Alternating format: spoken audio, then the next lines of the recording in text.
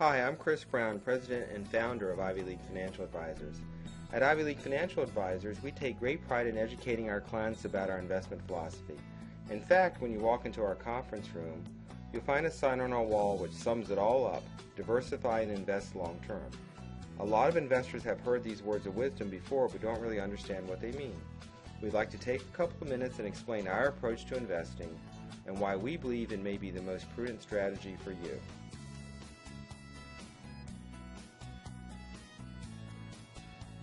One of the problems that many investors tend to have is that they have short-term memories. In other words, they want to buy the hottest investment, often forgetting that hot investments may be overvalued at any time. Or they wonder what's the right time to buy or sell an investment, often trying to time the market in what we perceive as a futile exercise. An illustration may help explain this. Suppose you look at investments over time, putting the return on the investment on the vertical or y-axis and the time horizon on the horizontal or x-axis. You'll probably find that over time your stocks will go up and down. Maybe you'll buy an investment that performs like this blue line, one that goes up and down during various business cycles. Or maybe you'll buy one that goes up and down like this green line, but just not at the same time as the stock represented by the blue line. And for this example, let's suppose that the stock represented by the blue line is a utility company, and the stock represented by the green line is a technology company. In this example, they both end up with the same return, but take different paths to get there. Here's the problem. When the stock is going up, as illustrated by this yellow circle, it's human nature to think it's going to continue to go straight up, so many investors will buy more of the stock at this point, usually when the stock reaches a new high. When the stock is going down, many investors become fearful that the stock will continue its downward trajectory, and so they will often sell at a low point. These short-term emotional knee-jerk reactions often cause investors to buy high and sell low, the very opposite of what they've been taught is the way to make money. Now suppose investors were honest with themselves and admitted they didn't have a crystal ball. In other words, they had no way of predicting the future of price moves of any investment. If the utility company and the technology company were the only two stocks they could buy, then a smart move for an investor would be to admit to him or herself that they didn't know which stock would outperform the other in any given year. Maybe they buy 50% of each stock and hold it over time. If they did this, then the results would be something similar to what's represented by the red line, a portfolio that appreciates over time but with much less volatility than either individual stock because the two stocks don't move in lockstep with one another. This is what we at Ivy League have found that our clients want, a portfolio that increases over time but with much less risk or volatility.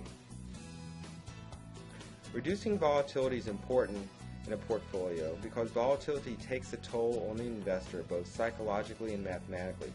We often demonstrate this by playing a short numbers game with investors. We tell them that they have $100 to invest and tell them that in year 1 the investment will gain 20% and in year 2 it will lose 20%. Then we ask them to tell us the value of the investment after year 2. In other words, has it made money, lost money, or broken even? Most of our new investors will tell us that it has broken even without even thinking about it. But if you do the math, $100 will increase to $120 in 1 year if it gains 20%. But if it loses 20% the next year, the value will decrease to $96, not $100, because 20% of $120 is $24, not $20. The investor is worse off with the volatility because the percentages work against him or her. In fact, because of the volatility of the investment, investors will always lose money if they simply swap returns each year. Then we play the game a second time. Only this time the investment loses 20% in the first year and gains 20% in the second year. We ask the same question. After the second year, have you made money, lost money, or broken even? Again, we find that more often than not, most investors will respond that they have broken even. But if you do the math, you'll find that if you start with $100, you'll have $80 after the first year and $96 after year 2. Same results as the first example. The results get more absurd as the volatility increases. Let's say that we increase the gains and losses from 20% to 50%. After 2 years, you'll find out that your investment has decreased from $100 to $75, no matter whether the 50% gain or loss happens in the first year or the second year. The main point to take from this example is that portfolio losses cause more pain, both mathematically and psychologically, than gains give an investor pleasure. This is why it is important to reduce the volatility of a portfolio as much as possible, and begs the question, is there a way to construct a portfolio by reducing the volatility without giving away too much on the upside? Before we address this question, investors and advisors have to be honest with themselves and realize that no one has a crystal ball. No one can predict with certainty which asset class is going to perform the best in any single year. A glance at the Callan periodic table of investment returns from 1993 to 2012 will show this. This chart simply rank orders each investment class return each year from the highest performing asset class to the lowest performing asset class. The asset classes on this chart include the S&P 500 index of large U.S. cap stocks, the S&P Growth Index of U.S. large cap growth stocks, the S&P Value Index of U.S. large cap value stocks, the Russell 2000 Index of small cap U.S. stocks, the Russell 2000 Value Index of small cap value stocks, the Russell 2000 Growth Index of small cap growth stocks, the MSCI EAFE Index, which measures large cap international stocks, and the MSCI Emerging Market Index, which measures emerging market stocks, and finally the Barclays Aggregate Bond Index, which is a broad measure of the U.S. bond market. Each colored box represents the returns of a particular asset class in a given year. For example, the orange box represented by the MSCI Emerging Market Index, while the green box represents the Barclays Aggregate Bond Index. In some years, like the late 1990s, large cap U.S. growth stocks dominated every other asset class. Yet that same asset class finished near the bottom of all investment classes from 2001 to 2006, probably because it was overvalued significantly for many years.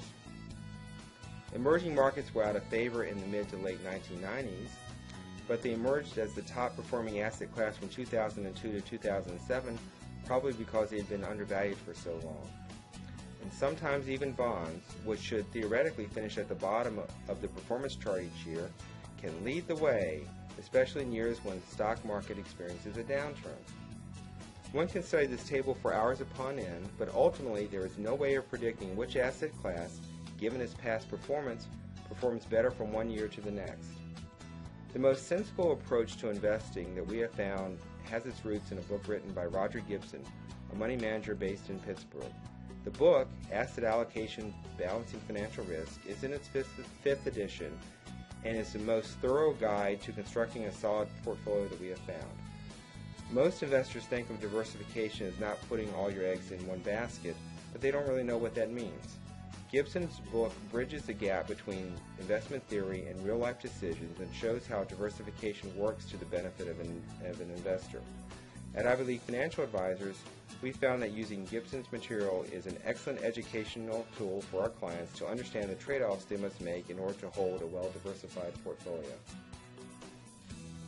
In order to explain the benefits of diversification, Gibson asks investors to take a blindfolded preference test where they are free to choose to hold one portfolio over another.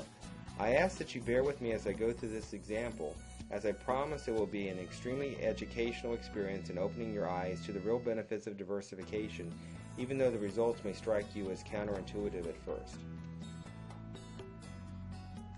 Gibson first starts out by showing the returns of 15 equity portfolios between 1972 and 2012. 1972 is used as a starting point because 40 years of data are enough, and one of the asset classes in this example only has data that goes back to 1972. The vertical or y-axis represents annual returns ranging from a high of 13% to a low of 9%.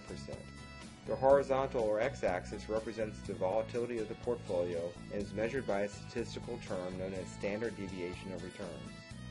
All you really need to know for now is that the portfolios on the graph range from a low volatility of about 12% annually to a high volatility of about 25% annually. Why do we show all of this? Because in the real world, constructing a portfolio is about making choices. Choices that usually deal with a combination of expected returns, and a corresponding volatility or risk. We want our investors to understand the choices they have to make. In making these choices, most investors would prefer portfolios that tend to have low expected volatility and high expected returns. We call these portfolios Northwest portfolios because they reside in the upper left-hand section of this graph. But given that you have seen that it is impossible to predict which asset classes will perform the best in any year, how do we construct these portfolios? We first begin by asking investors to make choices among different portfolios. The first choice that investors must make is by choosing one of the portfolios represented by the green squares or choosing one of the portfolios represented by the blue triangles. In this example, I've circled the grouping that each portfolio represents. One rule of this exercise is that investors don't get to pick the specific green square or blue triangle. These individual data points represent composite returns of portfolios over a 40-year period. Remember, crystal balls didn't exist back in 1972 either. In essence, it's like drawing a portfolio at random out of a hat. You only get to decide which hat you want to draw from. So for example, if you draw from the green hat, you might end up with this data point, which has high returns and relatively low volatility, but you might also end up with this data point, which has low returns and high volatility. We have found that when investors were forced to make a choice, either draw from the green hat or the blue hat, they almost always chose the blue hat because they prefer their chances of ending up with a portfolio which is generally in a more northwest direction. Given the two choices, the blue triangles generally have higher returns and lower volatility, and that makes drawing from the blue hat more desirable. Then we make investors choose between a portfolio represented by the blue triangles and those represented by the red diamonds. Ultimately, they prefer the portfolio represented by the red diamonds because they generally have higher expected returns and lower expected volatility, again moving in the northwest direction. Finally, we ask our investors, would you like to draw from a hat containing one of the 4 red diamonds, or would you just rather settle on getting a yellow circle? They often stop and pause at this question. In 2 instances, the portfolios represented by the red diamonds would have a slightly higher return than the portfolio represented by the yellow circle, but in 2 other instances, the portfolios represented by the red diamonds would perform significantly worse than the portfolio represented by the yellow circle. Ultimately, most investors just settle on picking the portfolio represented by the yellow circle. It is the second least volatile portfolio and has one of the highest returns. So now let's look at what data is behind this exercise. What Gibson has done is to place the returns and volatility of 4 major asset classes, U.S. stocks, non-U.S. stocks, real estate, and commodities from 1972 to 2012 on one graph. These asset classes were chosen for this example because they don't always move in lockstep with one another. In technical language, their performance is not perfectly correlated because they don't always move up or down together. The green squares are single asset classes and tend to have a wide range of risk-return characteristics. Then Gibson goes several steps further. He starts combining asset classes and placing their results on the graph. The blue triangles represent every possible 50-50 combination of the 4 single asset classes. There are 6 possible combinations. The red diamonds represent every possible 1/3, 1/3 combination of the single asset classes. There are 4 possible combinations. Finally, there is only one possible combination that is 25% of each of the 4 single asset classes, and it is represented by the yellow circle. Note that as we move from the portfolios in the green hat to the portfolios in the blue hat to the portfolios in the red hat to the one yellow portfolio, we generally move in the northwest direction, the direction of lower volatility and higher returns that most investors want. And we didn't get there by having to guess which asset class would be the best performer in the future. We got there by simply moving from single asset classes to multi-asset classes and reaping the benefits in the form of higher expected returns and lower volatility that diversification provides. There was one other interesting learning point to take from this graph. As we can see, commodities are by far the most volatile asset class because they are the furthest to the right. When I first looked at this, I challenged myself to predict where a portfolio that was 50% commodities and 50% U.S. stock would have performed. It seemed easy enough. I thought I would just draw a line from the U.S. stock portfolio to the commodity portfolio and place a data point labeled AD that was halfway between the two, and I'd be done with it. But in reality, when you look at the performance of a portfolio from 1972 to 2012 that was 50% commodities and 50% stocks, the result is much different. The portfolio has approximately 50% less volatility than the data point that I predicted, even though commodities are approximately 50% more volatile than the U.S. stock market. The portfolio had an approximate 1% higher annual return than the data point I would have predicted, even though commodities underperformed the stock market by about 1% over the 40-year period. So the question is, how is it possible to add a more volatile asset class, commodities, which perform worse than the U.S. stock market, to the U.S. stock market, and over time end up with a portfolio that both outperformed the U.S. stock market and had much less volatility? The answer lies in the power of diversification. In other words, constructing a portfolio made of assets that don't always move up or down together, as the next few slides will show. Now let's examine the summary results from the blindfolded preference test.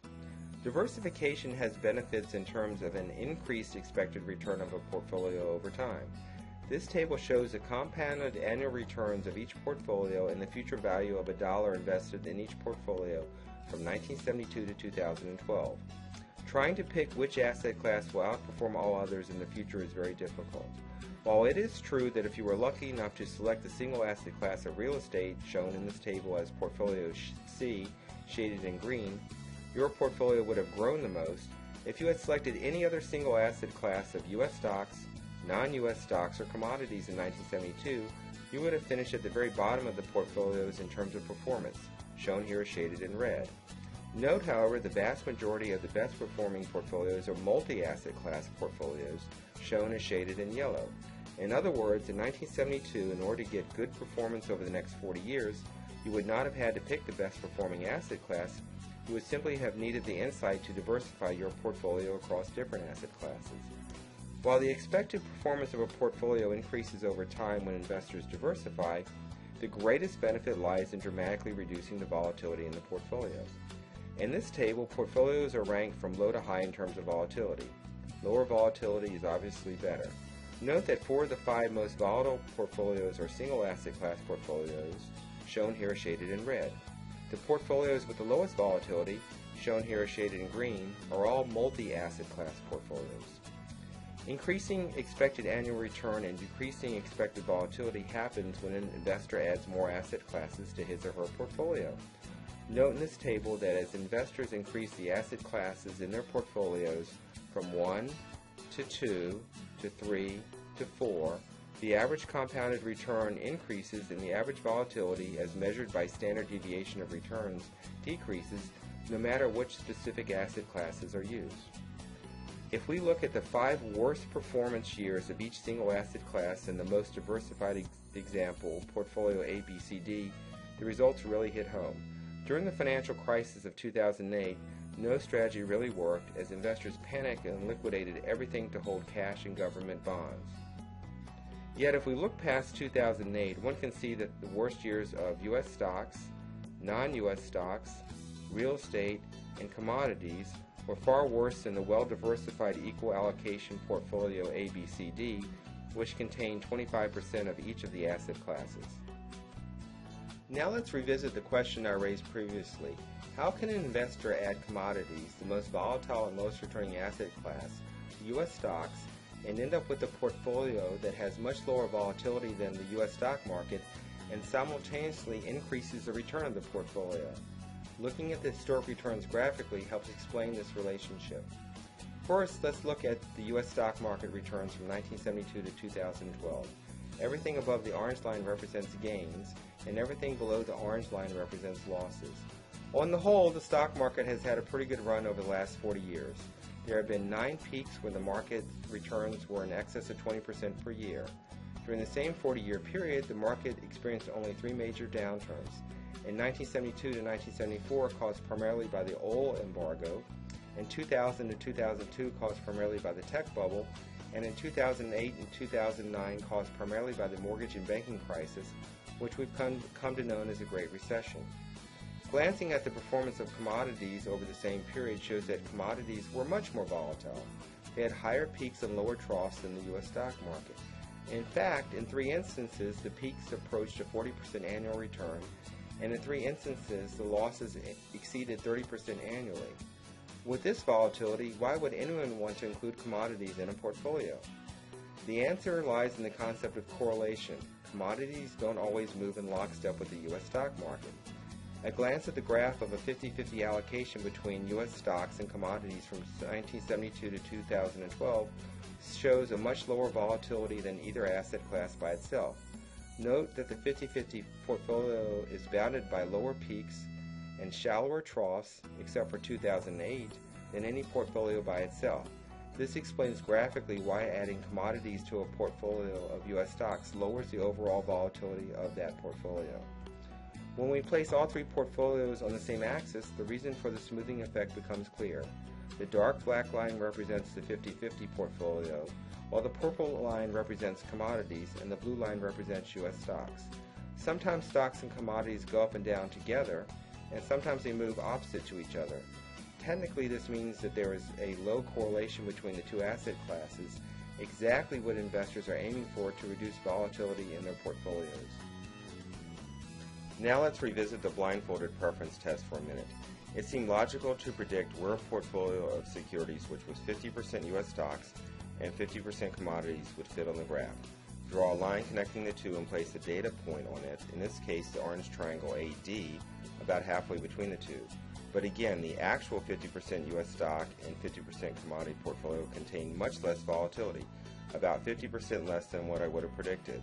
We can see this from the smoothing effect which took place in the last slide as a black line representing the 50-50 U.S. stock commodity portfolio. But does this reduction in volatility come at the cost of giving up gains? In short, the answer is no and is illustrated in this graph. If an investor stood back in 1972 and had $1 to invest in U.S. stocks or commodities, that $1 would have grown to $35.08 if invested in commodities and $49.54 if invested in U.S. stocks. But if investor, not knowing which asset class would perform better, had simply invested 50 cents in U.S. stocks and 50 cents in commodities, that $1 would have grown to $63.57, far exceeding either single asset class and taking the stress off of the investor of trying to pick the winner. Again, this could have been predicted from the results of the blindfolded test. The actual return of the 50-50 U.S. stock commodity portfolio performed 1% better than the orange data point AD that I predicted. This is illustrated in a different way by the higher ending value of $1 invested in the 50-50 U.S. stock commodity portfolio than in either a 100% U.S. stock portfolio or 100% commodity portfolio, as shown in the previous slide. Another way to look at return and volatility is to look at performance of the portfolios over time. This table illustrates the total risk and return characteristics of each single asset class and the equal allocation portfolio or portfolio ABCD from 1972 to 2012 and by each decade. While it is true that portfolio C of real estate securities had the highest return of any portfolio over the last 40 years, portfolio ABCD, the equal allocation portfolio, had the lowest volatility of any portfolio and only trailed portfolio C in performance by an average of about 0.7% per year, making it the second highest performing portfolio and the least volatile portfolio by far. This table also shows that it is practically impossible to pick which asset class is going to perform the best, even over a period as long as a decade. Commodities performed the best in the 70s, while international stocks led the way in the 80s. U.S. stocks were by far the best performing single asset class in the 90s, while real estate led the way from 2000 to 2010, and again from 2010 to 2012. Note that while portfolio ABCD did not finish the top-ranked portfolio in any decade, in no decade did it finish with a performance which was below the average of the other four portfolios. Again, if an investor is smart enough to try not to outguess the market and diversify properly, the results will most likely exceed constantly trying to pick winners and losers. If this approach is so easy, then why don't all investors know about it? The answer is simply because most investors have a psychological block to accepting this multi-asset portfolio approach because their frame of reference gets in the way. Different news outlets such as CNBC, network news, local radio stations, and even the revered Wall Street Journal focus primarily on only three major indices: the Dow Jones Industrial Average, the Standard & Poor's or S&P 500 Index, and the NASDAQ Composite Index. But all these indices basically measure one asset class, U.S. large-cap stocks.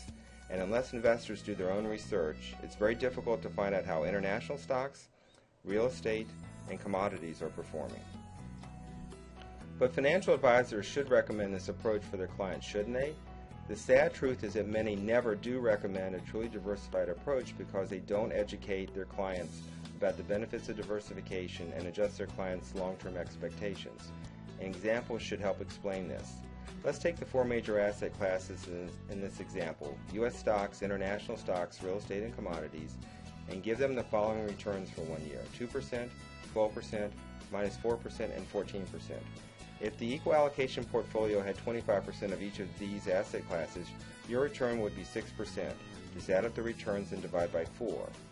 In this case, most investors look at the U.S. stock market as their frame of reference, and when the portfolio their advisor recommends outperforms the U.S. stock market by 4%, their financial advisor looks like a hero. Now suppose we take the same asset classes and the same returns, but we just rearrange them a bit. In this example, international stocks return 2%, U.S. stocks return 12%, commodities lose 4%, and real estate gains 14%. Again, these are the same numbers as before, so the equal allocation portfolio returns the same 6%. But in this example, the U.S. stock market was up 12%, and the financial advisor got only 50% of the return of the U.S. stock market, so suddenly he is incompetent. The fear of comparison to the U.S. stock market is the main reason many investment advisors shy away from this strategy, even though we have shown that using a multi-asset allocation approach to diversify a portfolio greatly reduces expected volatility and improves expected performance over time. In closing, I'd like to summarize the learning points we've emphasized in this presentation. It is impossible to predict which asset class is going to be the winner over any time period. Asset allocation across low correlated asset classes is a long-term investment strategy that can simultaneously both reduce volatility and increase expected returns. The beauty of this approach lies not in the ability to predict which asset class will outperform the others. The beauty lies only in the wisdom to recognize the value in adopting a multi-asset allocation approach. A multi-asset allocation approach will seldom be the winner in a single year, yet over time it will outperform almost any single asset class.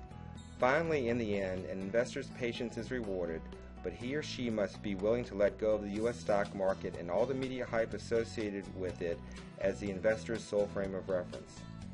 For more information about our investment strategy, contact us at www.ivyfa.com or call us at 1-877-321-PLAN.